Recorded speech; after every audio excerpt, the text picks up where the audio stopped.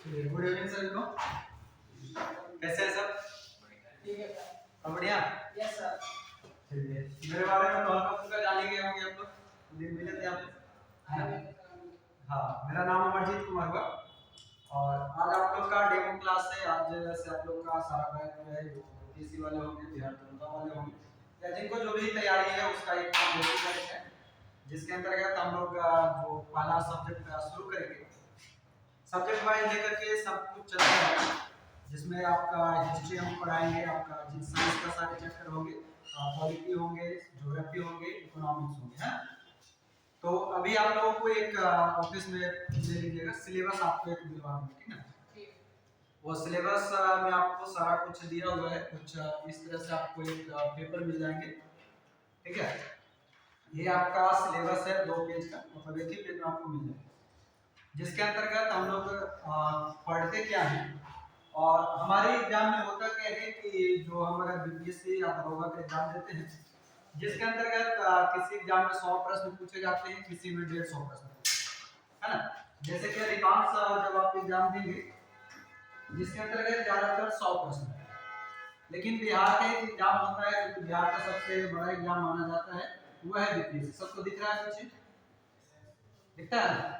तो उसके अंतर्गत जो प्री एग्जाम होता है, यानी कि सबसे प्रारंभिक एग्जाम जो होता है, उसके अंतर्गत 150 क्वेश्चन, राइट। और वही आप एएसआई का, जिसे हम दरोगा के नाम से जानते हैं, ठीक है, जिसके अंतर्गत आपको 100 प्रश्न पूछे जाएंगे। कितना? 100 प्रश्न। बाकी आप बिहार पुलिस का एग्जाम देंगे, एसएससी जीडी देंगे और भी कोई एग्जाम देंगे, मध्य निषेध देंगे, वो सब में आपको 100 प्रश्न पूछे। इन सब में जो वेटेज होता है हमारे एग्जाम को लेकर के, सबसे ज्यादा जो वेटेज होता है वो जीके जीएस का होता है। अगर आप बीपीएससी भी देने जाएंगे तो 10 से 20 प्रश्न जो आपको रहेंगे, मेनली जो रहता है 10 ही प्रश्न रहता है, वो मैथ का और हिंदी का रहता है। बाकी जो रहता है उसमें जीके जीएस और करंट का मेन रोल है, राइट। तो इन्हीं सभी को ध्यान में रख करके हमारा जो आपके सामने क्लास जो डेली चलेगा, वो डेली सब्जेक्ट वाइज आपका जीके और जीएस का, ठीक है, जो कि आज ये आपका पहला डेमो क्लास है, जिसके अंतर्गत आपको सारे सिलेबस और भी जो मेन पॉइंट है वो आपको समझा देंगे, राइट। तब अगर हम आपको बात करें कि हमारे सिलेबस के अंतर्गत कौन कौन से चीज आते हैं, तो सिलेबस को आप लोग ध्यान में रख लीजिएगा कि हम लोग पढ़ेंगे क्या, और उसके अंतर्गत आप लोग नोट कर लीजिएगा अपनी कॉपी में, ठीक है। अभी नोट कर लीजिए, फिर सिलेबस आप लोग लिख लीजिएगा। आप लोग कॉपी लेकर के आए आज, और आपका जो डेली क्लास है इसी टाइम में 3 से 5 आपका डेली क्लास रहेगा, ठीक है। और जो लोग टेस्ट प्रैक्टिस करना चाहेंगे, सेट प्रैक्टिस, तो सुबह में आ जाइएगा।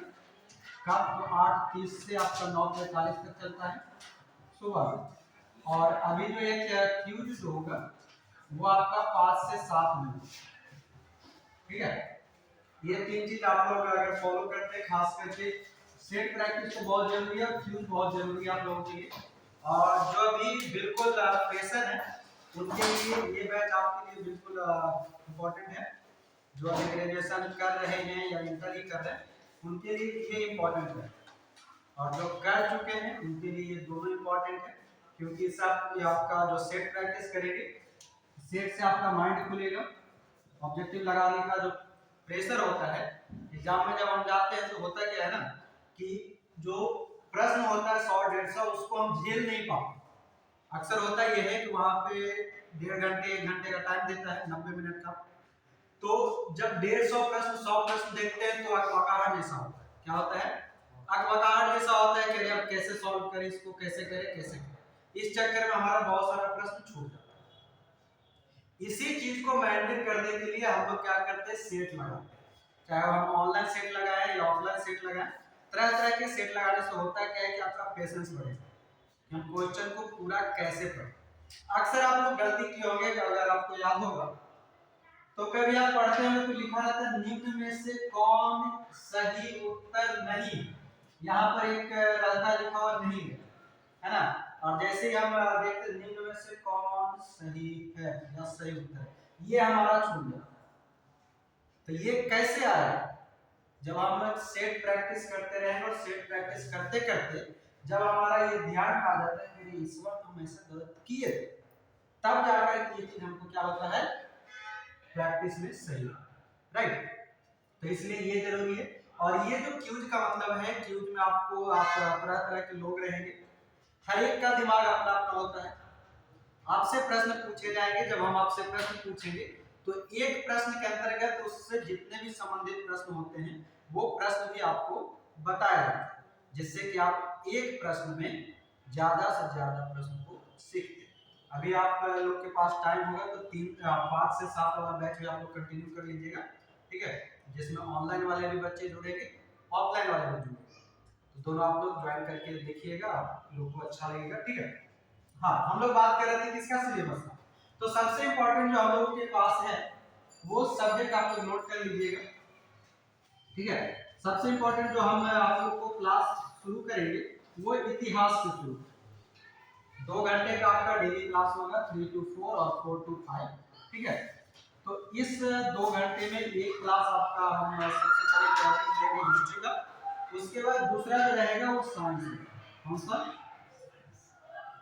साइंस। हिस्ट्री को भी हम 3 भाग में बांटते हैं, हिस्ट्री को भी हम 3 भाग में बांटते हैं, जिसको कौन कौन से क्या है पता है आप लोग को? कौन कौन सा? प्राचीन, मध्यकालीन और एक क्या होता है आधुनिक। यहाँ लिख दें ठीक है, आधुनिक। ये 3 भाग इसमें भी इंपॉर्टेंट होता है।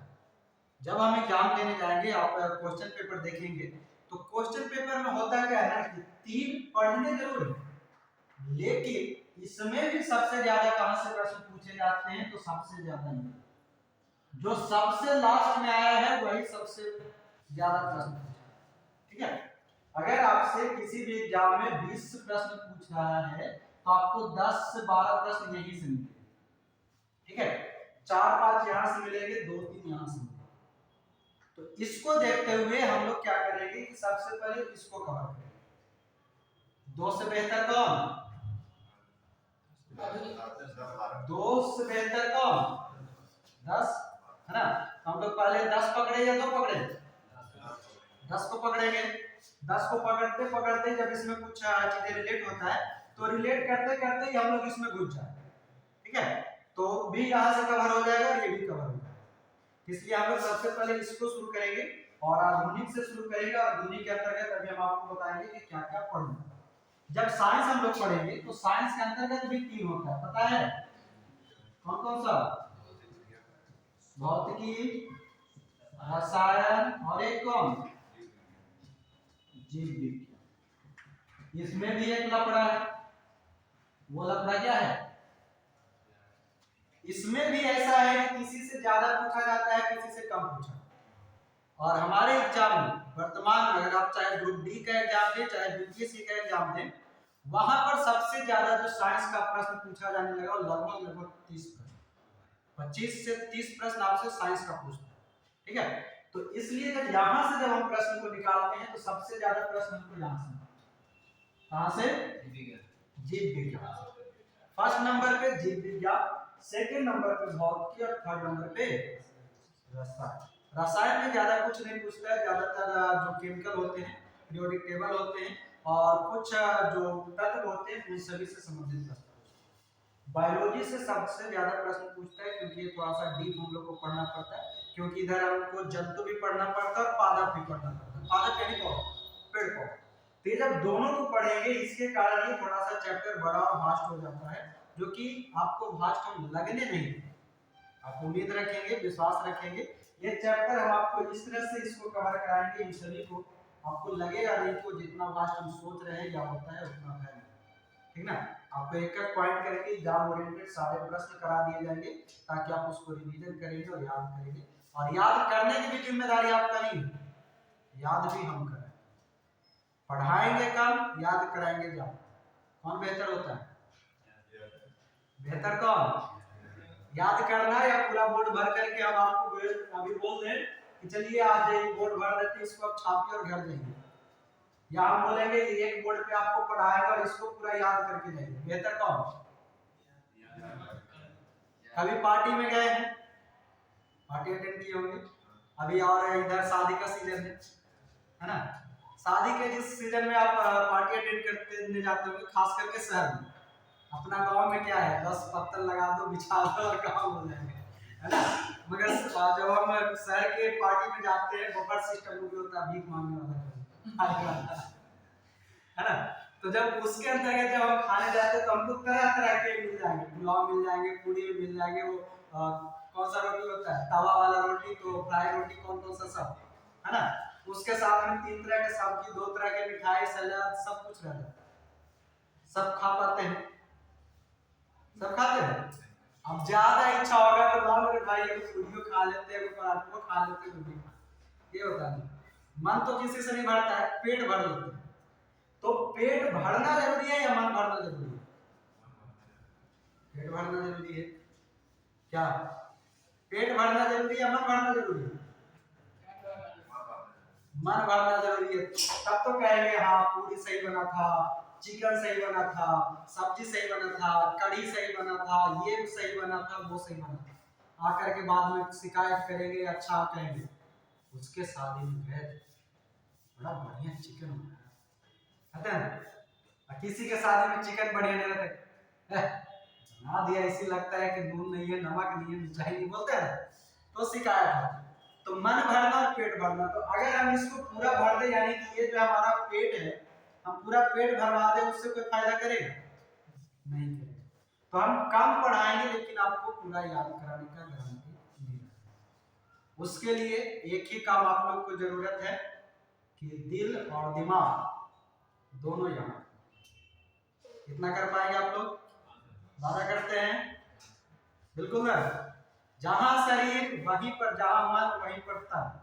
ये ना कि हम यहाँ बैठे हैं, अब जैसे वो देखिए गाल पे हाथ रखे हुए, गाल, हाँ गाल पे हाथ रखना, इसका 2 चीज होता है। एक जैसे कि अभी आप हैं, जो कि आप हमको पहली बार सुन रहे हैं, इसलिए आप कंसंट्रेट मेरे ऊपर है ना।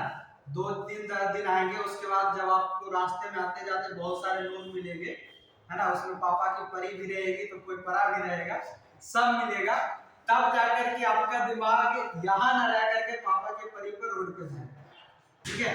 उस समय प्रॉब्लम आपको, आज हम सब पहली बार मिल रहे हैं, इसलिए आप सब हमको देख रहे हैं, है ना, कि सर कैसे पढ़ाएंगे, क्या पढ़ाएंगे, कितना पढ़ाएंगे, कितना जानते हैं, नहीं जानते, सब तरह तरह के आपके मन में सवाल होते हैं, है ना।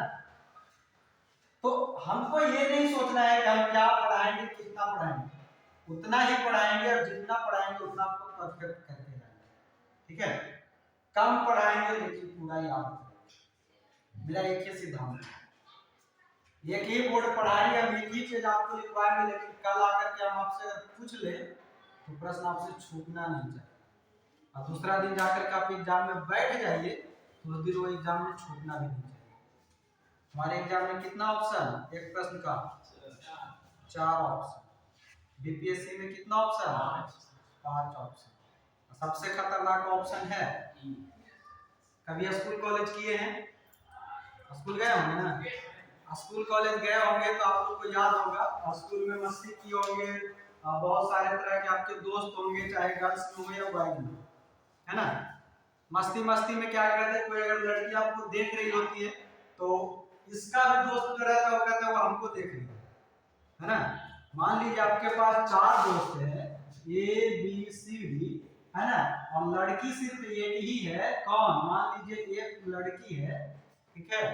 ये यहाँ से खड़ा होकर के देखेगी ना, तो कर नजर ऐसा रहेगी कि चारों पे रहे, चारों पे रहता है, कभी ऐसा देखे ना बोलिए, रहता है ना। वो दूर से देखेगी, कहेगी, आपको लगेगा अरे हमको देखा तो, हमको देखा तो, हमको देखा, आप चारों दोस्त मारो उनका, हमरा देखा, यही होता है ना। तो आप देख रहे हैं इसको जो कि एक है, ये देख रही है आप सबको, यानी कि जो कि 4 है, जो कि बीपीएससी वही करवाता है। बीपीएससी के पास एक और ऑप्शन आता है, जो रहता है ऑप्शन नंबर ई, जिसमें जानते क्या लिखता है, एक से अधिक या इनमें से कोई नहीं।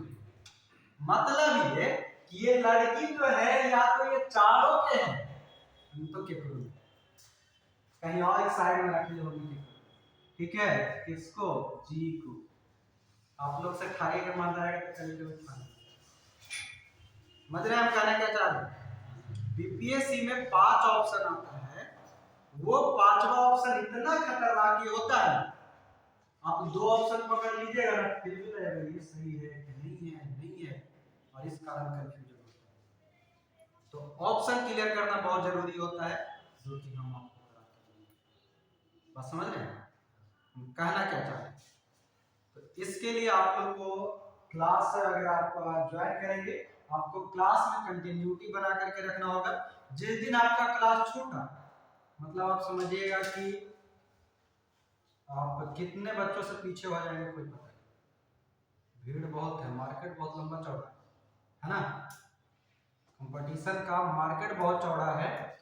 आप एक दिन छोड़ेंगे, मालूम चला कि कितने दिन पर आप कितनों के पीछे हो गए हो, कोई गारंटी नहीं। इसलिए क्लास की कंटिन्यूटी होनी चाहिए, क्लास में मन तन दोनों यहाँ पर लगना चाहिए, क्योंकि धन तो आपको पहले ऑलरेडी लग चुका रहेगा, धन लग चुका रहेगा, फी कम है लेकिन लगेगा तो जरूर, है ना। 2000 रुपये आपसे जो फी लिया जा रहा है वो कुछ नहीं है, मार्केट में आप कहीं और पता कर लेंगे, 5000 से नीचे किसी का नहीं, ठीक है। फिर भी हमारा क्वालिटी क्वांटिटी कहीं औरों से बेहतर हम देने का प्रयास करेंगे और रहेगा। अब आइए हम बात करते हैं यहाँ, ये अभी आपका 2 चैप्टर में 2 सब्जेक्ट में शुरू होगा। एक शुरू के पहले घंटे में हम इसको शुरू करेंगे और इसमें भी इसको शुरू करेंगे। तो ये आप अपने अपने कॉपी में हेडिंग डाल लीजिएगा, कॉपी में हेडिंग डाल लीजिए। शुरू का जो समय रहेगा 3 से 4, उसमें हम पढ़ेंगे इतिहास का आधुनिक भाग, ठीक है। शुरू का जो हमारा क्लास रहेगा 3 से 4 पीएम में, ठीक है। इसमें हम पढ़ेंगे आधुनिक भारत का इतिहास, आधुनिक भारत का इतिहास। और दूसरा आपका चलेगा 4 से 5, जिसके अंतर्गत हम लोग बात करेंगे बायोलॉजी, जिसे हम जीव विज्ञान, ठीक है। ये 2 आप अपना टाइम में डालेंगे, डेली का शेड्यूल अभी जब तक ये खत्म नहीं होगा तब तक किसी और सब्जेक्ट पे हम लोग नहीं जाएंगे, इसलिए इतना आप लोग ध्यान में रखिए। अब यहाँ तक में किन्हीं को किसी तरह का सवाल है क्लास को लेकर के, कैसे क्या चलेगा इसको लेकर के, हाँ या ना? किन्हीं को कुछ नहीं? जिनके मन में जो भी जिस तरह के डाउट रहेंगे, आप बेझिझक, आपके लिए हमेशा दरवाजा खुला है, आप अपना शिकायत लेकर के आइएगा, उसको सॉल्व करने का पूरा प्रयास किया। अब तो हम लोग आज से ही कुछ पढ़ लेते हैं, समझ लेते हैं, फिर तो धीरे धीरे जान पहचान परिचय होता ही रहेगा, है ना। तो आइए हेडिंग डालिए। तो सबसे पहले किसको डालेंगे? आधुनिक भारत, हेडिंग डालेंगे।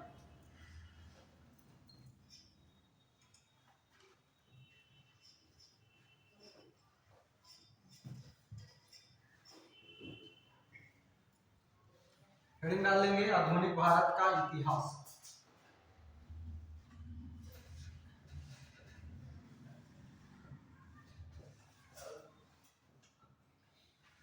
और मेरे राइटिंग पे नहीं जाएंगे, ठीक है, मेरा राइटिंग बहुत ही सुंदर है।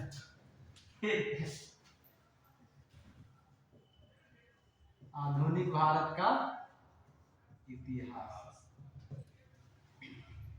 आइए बात करते हैं इतिहास। तो सबसे पहले तो हम जान लेते हैं इतिहास, उसके बाद हम आधुनिक भारत पे चलेंगे। इतिहास को अगर आप इसको तोड़ करके देखिए तो यहाँ पर 2 चीज दिखाई। हिंदी आप लोग पढ़े हैं, हिंदी में संधि विच्छेद होता है, तो उसी तरह से यहाँ पर अगर आप इसको तोड़िएगा, यहाँ पर 2 शब्द दिखाई देता है, एक शब्द है इति और एक शब्द है हास। इति का मतलब होता है बीता हुआ, हास का मतलब होता है समय या उससे संबंधित घटना, ठीक है। तो इतिहास का मतलब ये है हमारे पर्पस से कि आज से पीछे जो कुछ भी घटा वो हमारा क्या है, क्या है, क्या है, जोर से दम लगाइएगा, ठीक है। बोलते रहेंगे तो कंसंट्रेशन आपका यहाँ बना रहेगा, आपको मन भी लगेगा, ठीक है। थोड़ी बहुत हंसी मजाक सब मसाला लेते चलेंगे हम लोग, टेंशन नहीं लेना है, ठीक है। मसाला भी देंगे, सोडा भी देंगे, सोडा जानते हैं, दारू नहीं खोजिएगा, बिहार में दारू बंद है। दारू खोजिएगा नहीं।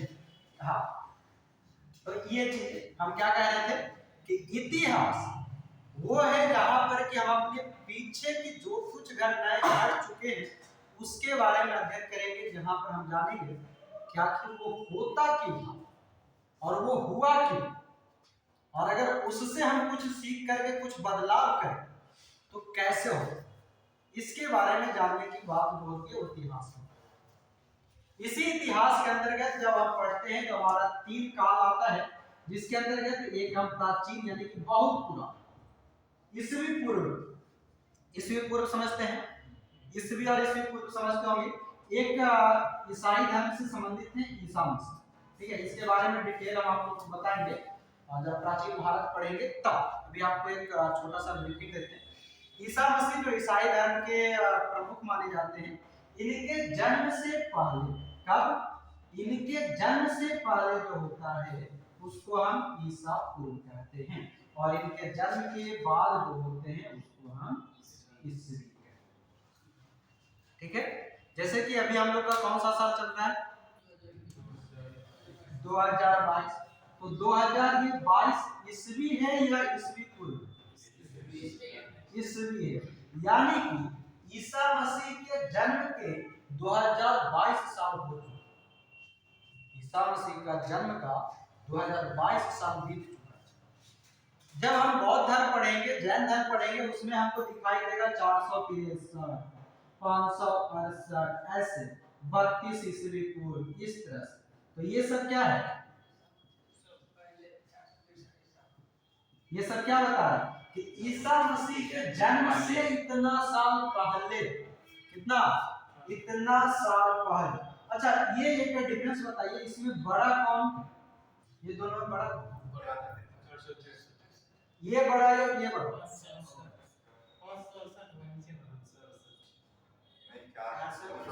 मैथ पढ़े हैं, मैथ पढ़े होंगे। आइए थोड़ा सा यहाँ से साइड चलते हैं। ये देखिए, यहाँ पर मान लीजिए कोई हम 0 मान लीजिए, है ना, उसके बाद यहाँ पर हम मान लीजिए 1 2 3 4 5, यहाँ -1 -2 -3 -4 -। अब बताइए इधर बड़ा कौन, इधर बड़ा,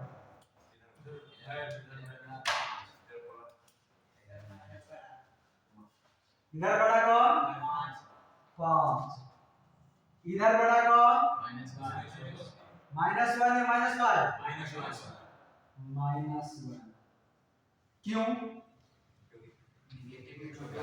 निगेटिव में जो जितना छोटा हो उतना बड़ा। मैथ का क्लास नहीं है, पर ये समझना बहुत जरूरी है, ठीक है। ये नहीं समझिएगा तो यहाँ पर आपको कंफ्यूजन पैदा होगा।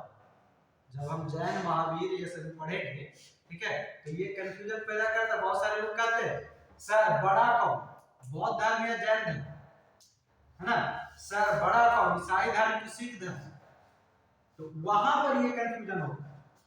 तो जो जितना का मतलब ये समझिए, हम आपको 10 रुपया दिए, कितना दिए, 10 रुपया, तो हम पॉजिटिव या आप पॉजिटिव, आप पॉजिटिव, आप नेगेटिव है, आप नेगेटिव, हम पॉजिटिव आप निगेटिव, क्योंकि मेरे पास 10 था, आपके पास 0 था, आपके पास 0 था, मेरे पास 10 था।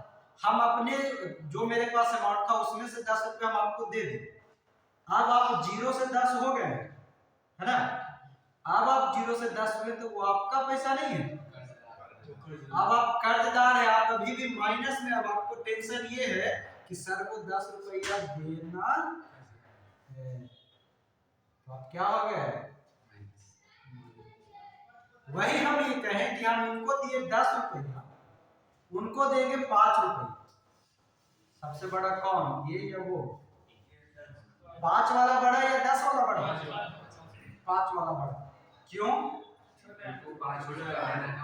क्योंकि वो कर्जा सिर्फ कितना लिए हैं, 5 रुपये, ये कितना लिए हैं, 10 रुपये। तो वही चीज है, जितना निगेटिव में छोटा डाटा रहेगा वो बड़ा कहलाएगा, डिवाइड बढ़ेगा। निगेटिव हमेशा जितना बड़ा नंबर रहेगा उस पे अगर निगेटिव है तो उतना छोटा, ठीक है। हाँ, तो अब हम बात करते हैं यहाँ के टॉपिक में। ये आपको समझ में आएगा ईसा मसीह के बाद का समय, जन्म के बाद का समय ईस्वी में, और ईसा मसीह के जन्म से पहले का समय, जोर से बोलिए, ईसा पूर्व, जिसको इंग्लिश में बीसी बोला जाता है। क्या बोला जाता है? बिफोर क्राइस्ट, और इसको बोला जाता है एनाटॉमी यानी कि एडी, ठीक है। ये इतना क्लियर हो गया, इसको साइड में कहीं लिख लीजिए, इसको नोट कीजिए, बीसी और एडी को पहले नोट कीजिए, आप काम आ जाएगा।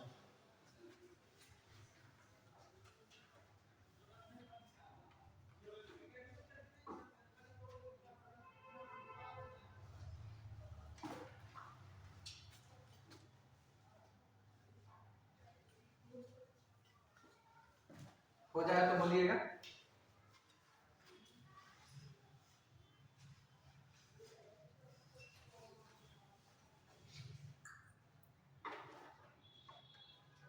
हो गया सबका?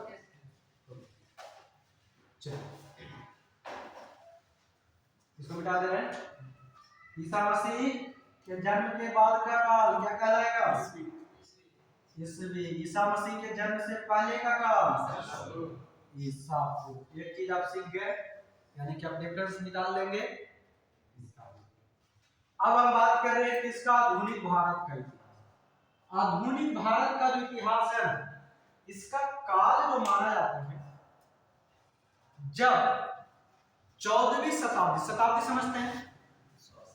शताब्दी मतलब किसी भी वर्ष का 100 साल जब पूरा हो जाता है तो उसको हम शताब्दी कहते हैं, ठीक है। यानी कि 14वीं शताब्दी का मतलब कितना? 1400, नहीं, ये सब किसमें है? ईस्वी में, मतलब किसके जन्म के बाद? किसके जन्म के बाद? ईसा मसीह के जन्म के बाद। तो हमारा जो आधुनिक भारत के इतिहास की जो कहानी शुरू होती है, उसका पृष्ठभूमि 14वीं शताब्दी के बाद बनना शुरू होता है, ठीक है। और 14वीं शताब्दी के बाद से धीरे धीरे ये बनना शुरू होता है और ये वर्तमान तक आता है। आज भी जो है हम है वो आधुनिक इतिहास है, यानी कि आधुनिक यानी कि वर्तमान, जो कि नॉर्मली जब हम भारत की इतिहास या विश्व इतिहास पढ़ते हैं उसके अंतर्गत एक लिमिटेशन है, क्योंकि हम अगर भारत की इतिहास पढ़ेंगे, इसको पढ़ेंगे, तो हम 14वीं शताब्दी से लेकर के भारत की स्वतंत्रता तक, भारत स्वतंत्र कब होता है? 1947, यहाँ तक का जो समय है, यानी कि 14वीं शताब्दी आप ले लीजिए, ठीक है। 1400 ईस्वी के बाद जो आगे 1947 तक है, यहाँ तक आप जो पढ़ते हो आधुनिक भारत का इतिहास के अंतर्गत पढ़ते हैं। उसके बाद जो अभी का जो समय चलता रहता है उसको हम करेंट कहते हैं। क्या कहते हैं? और ये हमारा सब्जेक्ट भी होता है हमारे एग्जाम में, क्या? करेंट अफेयर्स, जो कि हमारे एग्जाम में कितना, लगभग 1 साल का प्रश्न जो है हमारे एग्जाम में पूछे जाते हैं। तो उसका आप लोग अलग से तैयारी करेंगे, उसका अलग से आपको तैयारी कराया जाएगा, नोट्स वगैरह दिया जाएगा, ठीक है। हाँ, तो अब देखिए, जब हम आधुनिक भारत के इतिहास का बात करते हैं तो इसके अंतर्गत सबसे पहले एक कंपनियों का आगमन, यानी कि भारत तो ऑलरेडी भारत था और है, आगे भी रहेगा, लेकिन होता क्या है कि भारत जो हमारा है, ठीक है, जो हमारा भारत है, इस भारत के अंतर्गत पहले स्थल मार्ग से आने की बहुत सारी जगह थी, बहुत से रास्ता थे जहां से कि हम स्थल मार्ग से, स्थल और जल मार्ग समझते हैं? स्थल मार्ग का मतलब कि जमीन पर से, और जल मार्ग का मतलब समुद्र या नदी के रास्ते जो हम आते हैं उसको बोलते हैं जल। तो भारत जो है पहले भी था, आज भी है, आगे भी रहेगा, लेकिन होता क्या है और हुआ क्या कि 14वीं शताब्दी तक भारत में आने का रास्ता जो था वो जल के मार्ग, सॉरी, स्थल के मार्ग से आने का जगह। स्थल दिखाने का मतलब ऊपर के जो ये हिस्सा होते हैं, ये वाला, ठीक है, ये जो हिस्सा है यहाँ पर जो है ये पूरा जो यहाँ के ऊपर जो दिखेगा वो आपका कौन सा मार्ग है? स्थल मार्ग। और नीचे का जो वो होता है वो जल मार्ग है, क्योंकि इस साइड में कौन सा सागर है? अरब सागर। इधर कौन सा? बंगाल की खाड़ी, है ना। और नीचे में इधर कौन सा, हिंद महासागर। ठीक है, इस कारण से जब हम लोग ज्योग्राफी पढ़ेंगे, ज्योग्राफी में भारत को प्रायद्वीपीय भारत कहा जाता है। प्रायद्वीपीय का मतलब वो होता है कि वैसे स्थलाकृति जो तीन ओर से पानी से घिरा हो, एक ओर से स्थल से घिरा हो, जमीन से घिरा हो, उसको हम प्रायद्वीपीय कहते हैं। राइट, मोबाइल बंद कर दीजिए, मोबाइल बंद कर दीजिए।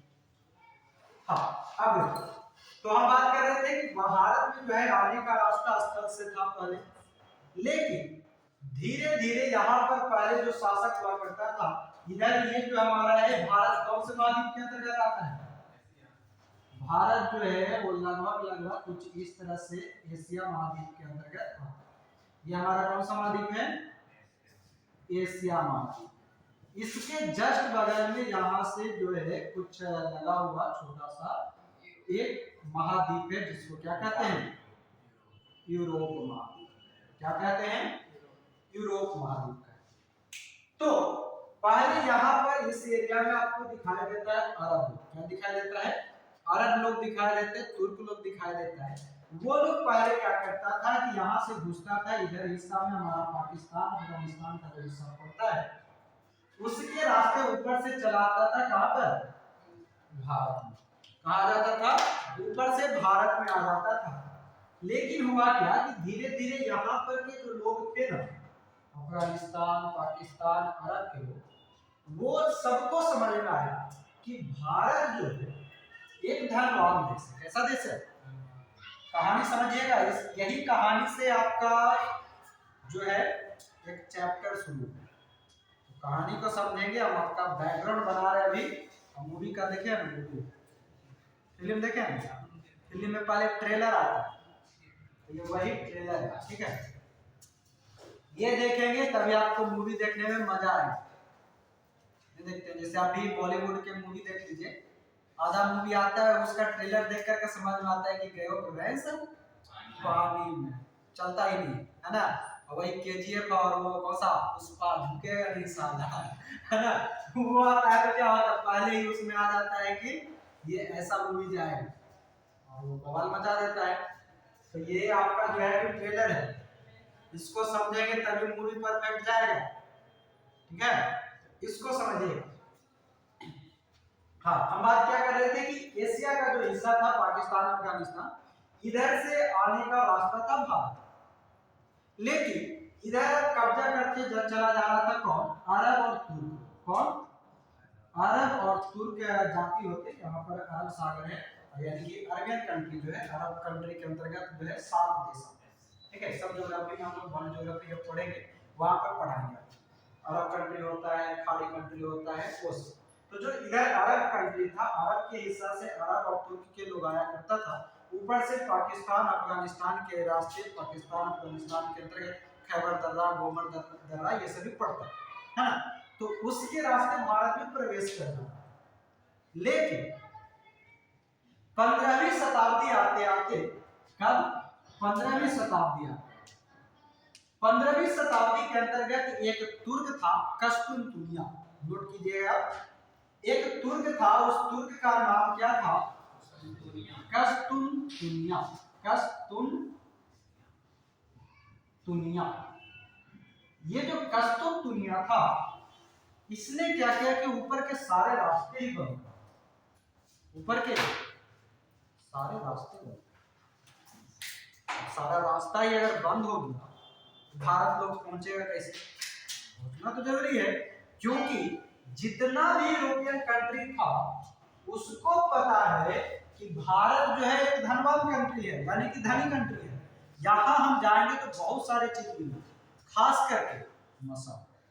खास करके मसाला, हमारे यहाँ साउथ में अगर आप जाएंगे, खास करके केरला वगैरह में, वहाँ बहुत ज्यादा मसाला है। अपने यहाँ चाय है, चाय पत्ती, जो चाय पत्ती बोलते हैं, चाय का मतलब चाय पत्ती होता है, जो पीते हो चाय में होता नहीं है, चाय पत्ती को चाय के रूप में जाना जाता है। ठीक है, तो वो सब जो है हमारे यहाँ सबसे ज्यादा होता है, आज भी होता है। वो बीच में जब हम लोग गुलामी में थे तब थोड़ा सा जितना अंग्रेज जो था वो लूट के लेके चला गया, वो अलग बात। तो कस्तुनतुनिया ने जब ये रास्ता बंद किया और यूरोपियों को भारत से वो मसाला जरूरी था। अब उस लोगों ने सोचा कि अब करें तो क्या, उपाय तो खोजना पड़ेगा, है या ना। तो जब उपाय खोजना पड़ेगा तो कहा जाता है कि जब एक दरवाजा बंद हो तो दूसरा खिड़की खुलता है। अभी तक जो हमारा भारत था वो स्थल मार्ग से व्यापार कर रहा था, जिसको भी आना होता था। यहाँ पर हमारा पाकिस्तान वही दुर्मल्ला कुत्ता जैसा दिखता है, उसका मैप देखें, कुत्ता जैसा दिखता है, और उसके ऊपर में यहाँ पर अफगानिस्तान को लगता है ना। तो वहां से आकर के एंट्री करके भारत से इधर केरला वगैरह जाता था, तो यहाँ से आता इस रास्ता से, ठीक है। लेकिन मामला धीरे धीरे गड़बड़ होता गया, क्योंकि ऊपर का रास्ता बंद हो गया। रास्ता तो खोजेगा, क्योंकि इसका जो जितना भी यूरोपियन कंट्री था इसका व्यापार भारत से चल रहा था, यानी कि वो अपना परिवार कहां से पाल रहा था, भारत से व्यापार। अब उसका परिवार भूखे पड़ने वाला था, है ना। तब क्या हुआ, यूरोप में यहां पर आपको देखेंगे यूरोपियन कंट्री में पुर्तगाल वगैरह का छोटा सा देश है ना। तो वहां से कुछ लोगों ने चलना शुरू किया और बोला कि अब चलते हैं जरा नीचे से कहीं पता करने का प्रयास। तो यूरोप से चलने के बाद कुछ समय बाद हुआ क्या कि सबसे पहले एक व्यक्ति था 1487 के आसपास, कब 1487 ईस्वी के आसपास में बार्थोलोम्यू डियाज नाम का एक व्यक्ति था। कौन था, बार्थोलोम्यू डियाज नाम का एक व्यक्ति था। वो भारत की ओर चलने का प्रयास, कब, ध्यान दीजिएगा 1487 का बात कर, अभी और घटनाक्रम आएगा, ठीक है। भारत की ओर, यानी कि भारत के जल मार्ग खोजने का प्रयास करने के लिए वो आगे बढ़ा, अपना जहाज लेकर के निकला। जो ये एशिया है, यहाँ पर यूरोप था, उसके नीचे एक और महाद्वीप है, कौन बताएंगे, अफ्रीका महाद्वीप। अफ्रीका महाद्वीप को देखेंगे तो नीचे कुछ इस प्रकार से है ना, नीचे में कुछ इस प्रकार से है। तो यहाँ से जब यहाँ पर मान लीजिए ये पूरा भी यूरोप है, तो यहाँ से ये चलना शुरू किया, क्योंकि बीच में ऐसा कोई जगह नहीं था जहाँ से वो आ सकता, ठीक है। तो वो क्या किया, यहाँ से अटलांटिक महासागर, प्रशांत महासागर, हिंद महासागर वाला रास्ता होते हुए इस तरह से वो आना चाहता, आने का प्रयास किया, लेकिन आते आते वो रास्ता में यहीं पर अटक गया। कहाँ पर, अफ्रीका का नीचे में एक देश है, कौन सा देश, नाम सुने होंगे, दक्षिण अफ्रीका। कौन सा, अफ्रीका एक महादेश है, उस महादेश के अंतर्गत एक अलग सा देश है दक्षिण अफ्रीका, जिसका नाम आप लोग मैच करके सुनते हैं, है ना। तो दक्षिण अफ्रीका का जो ये पॉइंट है सबसे नीचे में, जिसको हम बोलते हैं उत्मांसा द्वीप, तूफानी सागर, ये सभी के नाम से, केप कमोरिन के नाम से इस जगह को जाना। दुर्भाग्य ये हुआ कि जब 1487 में बार्थोलोम्यू डियाज आया, तो यहां से चला तो इस आदमी ने प्रयास किया, लेकिन वो यहां तक पहुंच नहीं, पहली बार में यहां तक पहुंच नहीं पाया। जो कौन था, ये भी पुर्तगाल का ही है, यानी कि यूरोपियन है। कौन है, यूरोपियन है बार्थोलोम्यू डियाज, जिसने प्रयास किया, केप कमोरिन तक पहुंचा। कहां पर, नीचे दिख रहा है, केप कमोरिन तक पहुंचा, जिसको उत्मांसा द्वीप, तूफानी सागर, ये सभी नाम दिया गया था उस समय। यहां तक पहुंचा, लेकिन ये आगे नहीं बढ़ पाया। अब फिर से मामला गड़बड़, क्योंकि मसाला को जाना जरूरी है, मसाला जाएगा नहीं तो इधर यूरोप वाला सबके बीबी मार मार के भगा देगी, कहेगी मसाले पे ना तो खाना बनेगा कुछ नहीं, बिना मसाला के खाना बनेगा नहीं बनेगा। तो जितना इधर के यूरोप वाला व्यापार था, यूरोप में जो जितना भी लोग था, उसकी बीवी चिल्लाना शुरू कर दी, मसाला ला के देगा तो खाना बनाएंगे। तो हस्बैंड लोग का पसीना छूट रहा है, करे तो करे क्या। इसी में एगो पगला और था, कब 1492 में एक और पागल यूरोप से अपनी बीवी से परेशान होकर के निकल गया। चल भैया जहाज उठाओ, मिल गया कहीं तो मिल गया, नहीं तो फिर से आएंगे, फिर से बीवी का बेलन खाएंगे।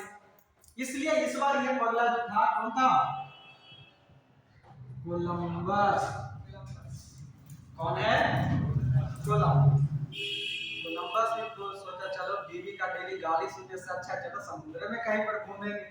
तो ये घूमते घूमते आ तो रहा था, यूरोप से निकला, घूमते घूमते आ तो रहा था इधर ही, लेकिन समुद्र है, तूफान आते रहता है, जाना था इधर, उसका तूफान जहाज मुड़ गया किधर? किसी दूसरे डायरेक्शन में। अब दूसरे डायरेक्शन में मुड़ा तो यहाँ पर पड़ता है एक और कंट्री, मतलब कि हमारा महादेश है जिसको हम ऊपर में कहते हैं उत्तरी अमेरिका, और नीचे में पड़ जाता है हमारा दक्षिण। ठीक है, ये मैप को ओरिजिनल बना लेंगे, बस आप लोग सिर्फ हम एक डायरेक्शन दे रहे हैं। ठीक है, ये उत्तरी अमेरिका, नीचे दक्षिणी अमेरिका। यहाँ से चला कोलंबस, कहाँ से?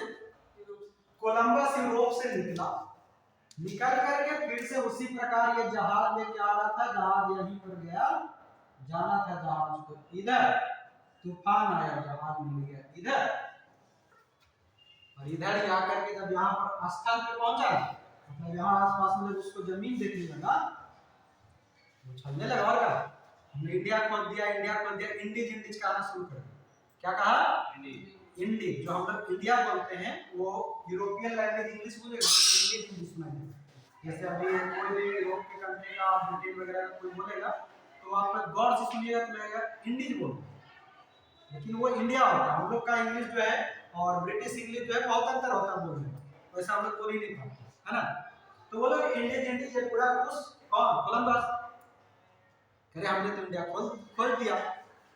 अब यहाँ पर खोलने के बाद खोल रहे कि मसाला करने, मसाला तो इसको दिखिए नहीं रहा है, मसाला खोल रहे हैं कहीं दिखा नहीं, अब क्या करें? मसाला तो जाए ना, खाली हाथ जाएंगे तो बिल्ली मारेंगे, लेकिन सोच में पड़ गए, फिर भी क्या करेगा बेचारा, यहीं से जहाज घुमाया, पहुंच गया अपना घर। दूर से बच्चा चिल्ला रहा है, मम्मी के पापा के फोन। मम्मी भी खुश कि अब तो मसाला आ गया, बनाएंगे जरा मसालेदार सब्जी। पहुंचा मुंह का ऐसे, सब्जी ले ली, मसाला ले ली ना, अब क्या करेगा? मार गल्ला, मार झाड़ू कोलंबस को। शुरू हो गया। अब कोलंबस का बात जो कि फैल गया पूरे यूरोप में कि कोलंबस को मेरा मारा है, कोलंबस को मेरा मारा है। फिर से सब यूरोपियन में भय फैल गया, किसका? बीवी का, कि हमको मार खाना पड़ेगा। इसी बीच में एक और पगला आया, हम अपना मेहरारू के खुश करके रहेंगे, अपना मेहरारू को खुश करके रहेंगे। और इसी खुशी के चक्कर में एक और व्यक्ति निकल गया अपना मेहरारू को खुश करने। कब? 1497 में। कौन? Vasco D gamma. 1497 में कौन चला बीवी को खुश करने? Vasco D gamma. Vasco D gamma भी वही फिगार में, वही सोच में कि हमको मसाला लेके आना है। ये आदमी तो सही रास्ता पकड़ा, सही रास्ता पकड़ा। ये आदमी थोड़ा सा बहादुर भी निकला, इसको समय का भी साथ मिल गया, मौसम का भी साथ मिल गया। ये अपना जहाज एकदम दौड़ते हैं, बीवी के मार से तो भूत भाग ही का। बीवी यहाँ से निकला था, यहाँ से यही रास्ता से, सेम रास्ता से जो बारसो ये बियाज जो रहता है, इसी रास्ता को ये पार कर गया, यहाँ गया। कहाँ? इस बार वो एकदम चिढ़ते पहुंच गया, बोला मेहरारू के बेलन खाई से अच्छा खोजिए मसाला लीजिए क्या। सीधे पहुंच गया यहाँ, और ये है भारत का तट, और किसका? भारत का। यानी कि अब यहाँ पर जब ये आया तो ये जगह है केरल। कौन सा? ये जगह है केरल। केरल में पहुंचा। अब केरल में पहुंचा, इधर कुछ दिन से भारत में व्यापार चल नहीं रहा था, भारत में व्यापार चल नहीं रहा था, पूरा मसाला सब यहीं पर खराब हो रहा था। भारत वाले कितना मसाला खाते हैं, घर के मुर्गी दाल बराबर होता है, सुने होंगे कहावत। तो भाई भारत में जितना मसाला था कितनों बनावे तो कितना खत्म होगा, इतना ज्यादा स्टॉक ज्यादा हमारे यहाँ मसाला ज्यादा होता है। भारत में सब मसाला खराब हो रहा था। भारतों वाला सोच रहा है कि कैसू तो दिख जाए, कैसू तो कोई आवे हमारे सामने 2 रुपया में लेके जाए, देखे तो चल जाए, लेके जाने वाला नहीं। जैसे ही पता चला कि एक और पगला पुर्तगाली आया है और पहुंच गया है केरल तट पर, जिसको मालाबार तट बोलते हैं यहाँ पर इतना दूर को, और केरल कर्नाटक वाला हिस्सा को। यहाँ पर एक शासक हुआ करता था, एक्चुअली वो शासक नहीं, एक उपाधि है जम्मोरिन नाम, ठीक है, एक उपाधि है। वहां पर जो राजा रहता है ना, उसका पैतृक उपाधि चलता आ रहा है जम्मोरिन, ठीक है, पैतृक उपाधि चलता आ रहा है जम्मोरिन। तो वो जम्मोरिन जो था एकदम पूरा खाली बर्तन लेकर के अपने सभी गुप्तचर मतलब जो सेना में था, बोला चल चल चल चल पहले है और जाने नहीं देना, एकदम जितना चाहेगा उतना उसका सेवा पानी करो, उतना उसको पार्टी करो, उतना खिलाओ। लेकिन उसको जब भी जाकर तुम समझ 2 रुपया सस्ता करवाया तो वही बेच ले, क्योंकि कुछ होने से अच्छा तो कुछ तो मिल जाएगा, कुछ तो पैसा मिल जाएगा। ये जब मुनि आया पूरा खाली बर्तन लेकर के, हे देवता आवा तू आवा, हमें मसाला लेके जा, करना शुरू कर दिया। तो जम्मूरी जो है वास्को डी गामा का यहाँ पर स्वागत। वास्को डी गामा यहाँ गया, पहुंचा तो ये देखा भारत की तो खाली मसाला का मसाला, यहाँ से तो मेरा बीवी का पड़ोसियों खुश हो जाए, पड़ोसन को भी जाके एक बड़ा दे देंगे, कहेंगे कि ले ना, पड़ोसन खुश हो जाएगी, बीवी तो खुश होवे करेगी, औरों से ना मन भरेगा तो ससुराल भेज देगा। कहाँ भेज देगा? ससुराल में ससुरियों खुश, साली रहेगी तो सालियों खुश, सब खुश बोलेगा अब ठीक। ई का किया, यहाँ से सामान लिया, मसाला सब उसी रास्ते लौट गया, उसी रास्ते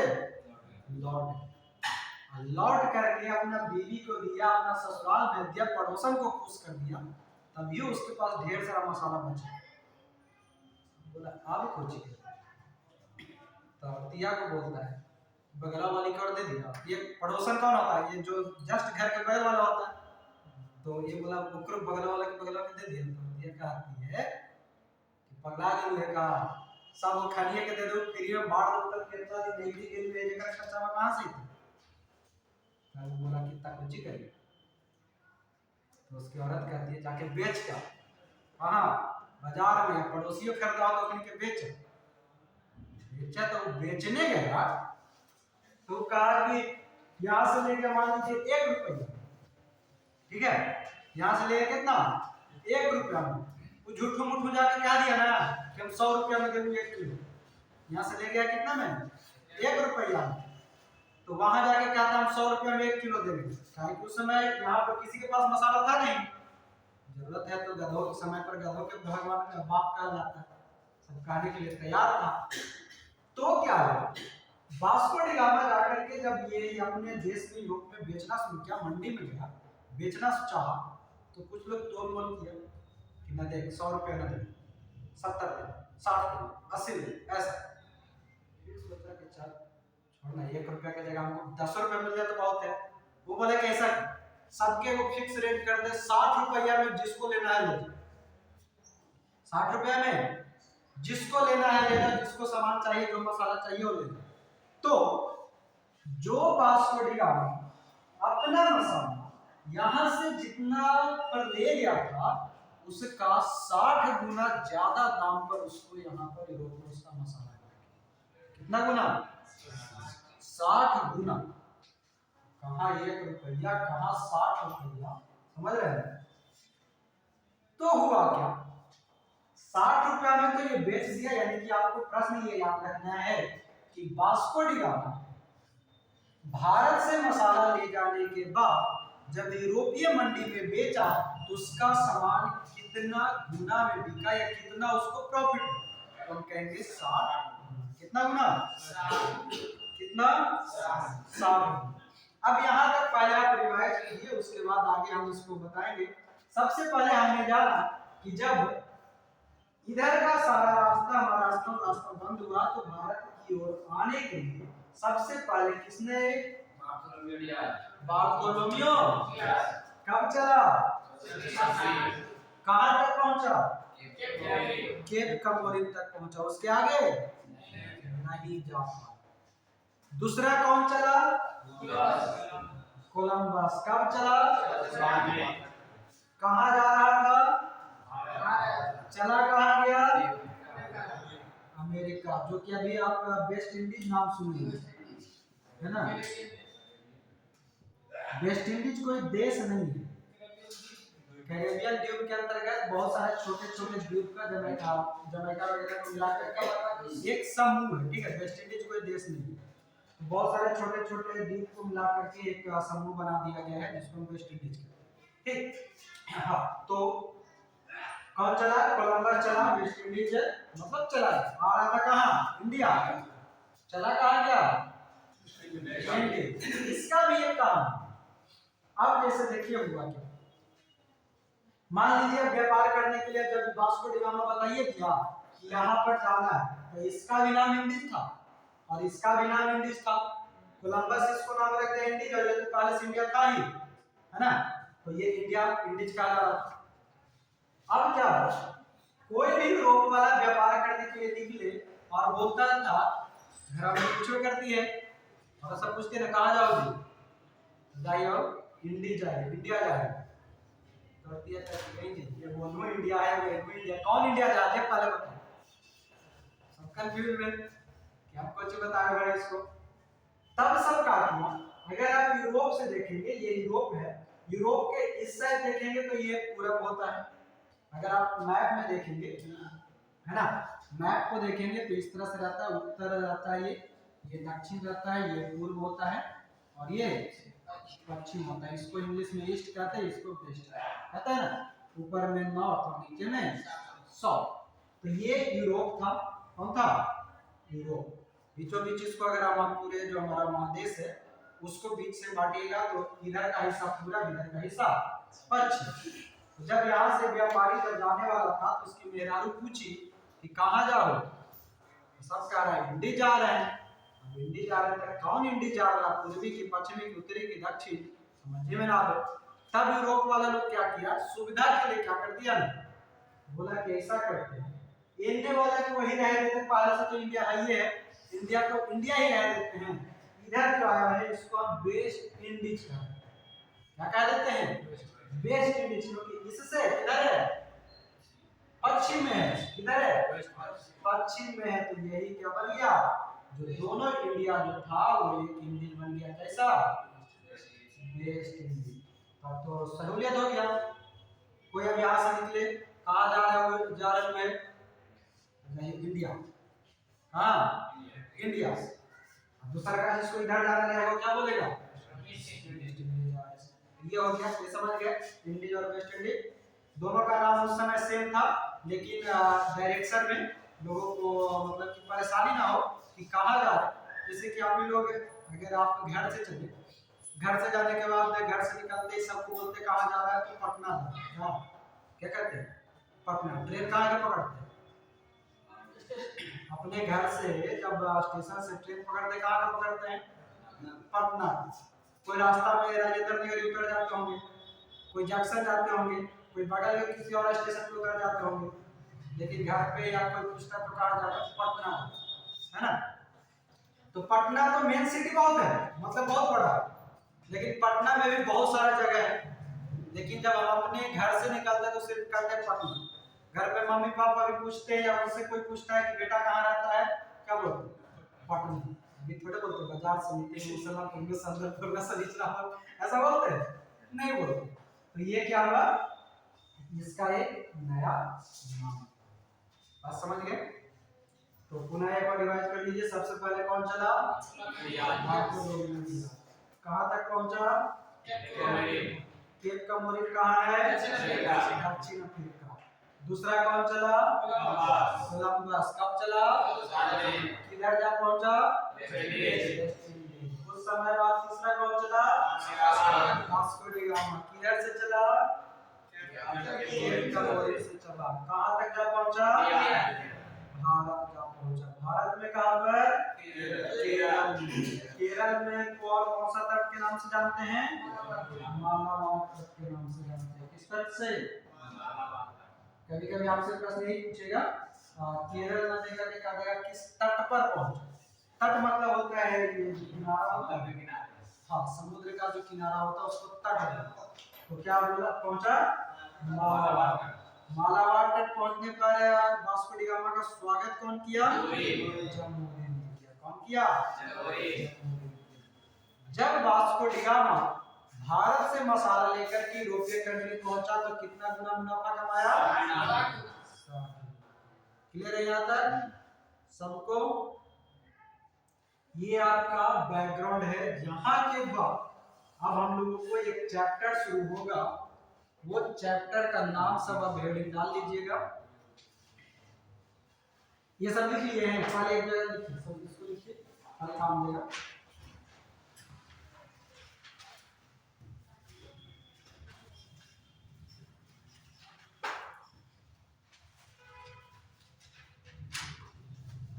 लिखिएगा हम और हेडिंग डालने के पहले मतलब इसको बाद में डाल लीजिएगा। कल से जो हम लोग पढ़ेंगे वो पढ़ेंगे, हेडिंग डालेंगे यूरोपीय कंपनियों का आगमन।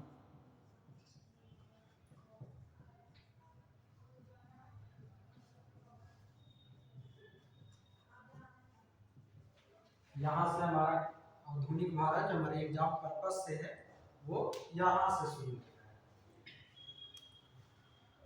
इतना लिखकर हेडिंग डालिए।